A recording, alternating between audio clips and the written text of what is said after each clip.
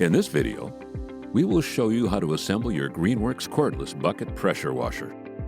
Warning: this video is not a substitute for reading the operator manual. For more detailed instructions and safety warnings, consult the operator manual provided. Let's get started. Step 1. Unpacking.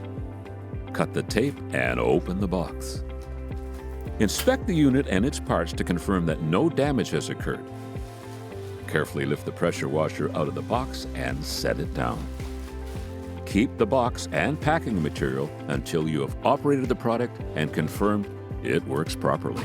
Remove the manual along with any packing material and unassembled parts.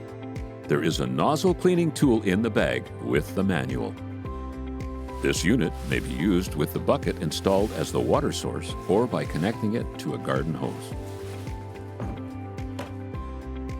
Assembling the bucket.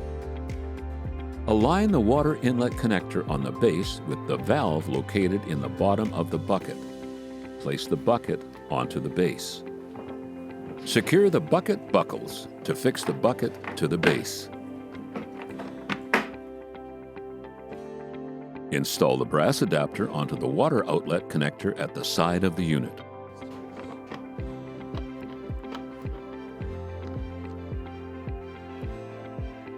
To remove the bucket, release the bucket buckles. Installing the garden hose adapter. The bucket must be removed when using a garden hose. Underneath the bucket is a quick connect fitting for the water inlet. Install the adapter by pushing it firmly onto the water inlet coupler until tight. Assembling the wand. Push the end of the spray wand into the trigger handle and rotate to secure. Pull on the spray wand to be certain it is properly secured. The nozzles are stored in the front of the trigger handle. For videos on how to maintain and operate your pressure washer, proceed to our YouTube page. Properly maintained, your Greenworks pressure washer will provide you with years of great service.